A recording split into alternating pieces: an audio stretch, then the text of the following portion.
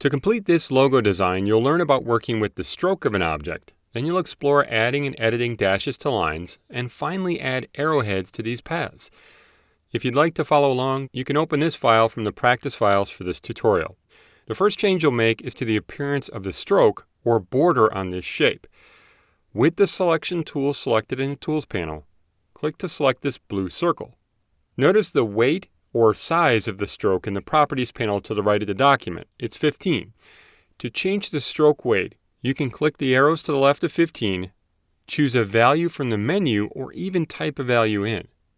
To make the stroke smaller, change the weight to 13 by clicking the down arrow a few times. In addition to the stroke weight, you can also change other appearance properties for strokes.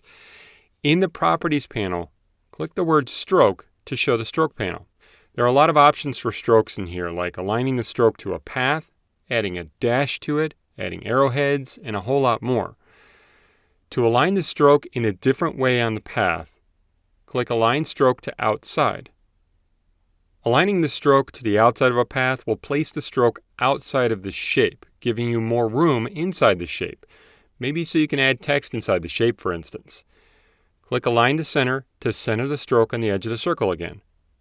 To apply a dash to selected artwork, select Dashed Line. You can create different types of dashes, and dashes you create form a pattern that repeats along a path. For instance, change the dash to 7, then click in the gap field to the right of that.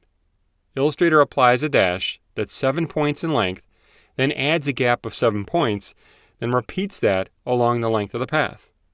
Click in the gap, type 9, then click in the next field to see the change in the shape out there.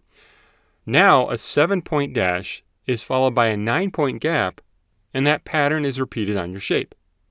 Now to make the stroke smaller, change the stroke weight to 1. Press Escape to hide this panel.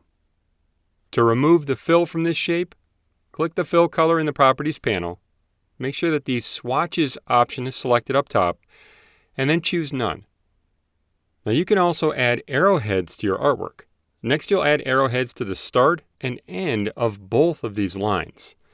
So to select them both, with the selection tool selected, click one of the lines in the middle, then shift-click the other to select both.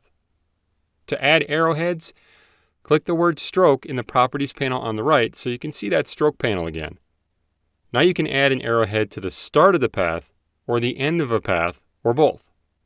Click the arrowhead menu on the left to add an arrowhead to the start of the path, or where you started drawing the path. You can see there are a lot to choose from. For this, choose Arrow 14. By default, the arrowhead is scaled at 100% of the stroke weight. Change the stroke weight to 3, and you'll see that the arrowhead gets bigger as well, relative to the stroke weight. If you want the arrowhead to be smaller or bigger than it is, you can change the scale below each here. Now you'll add an arrowhead to the end of both of these lines. So click the arrowhead menu on the right and choose Arrow 18. If the arrowheads are on the wrong end of the path, you can click this button to swap them. Make sure they look like this before you continue. Press Escape to hide the stroke panel, and also click in a blank area of the document so you can deselect all of the artwork. Now that you know more about changing the appearance of strokes, you can play with using different types of strokes in your artwork. For instance, you could create a stitching effect with a dashed line, or even add arrowheads to an infographic or a diagram.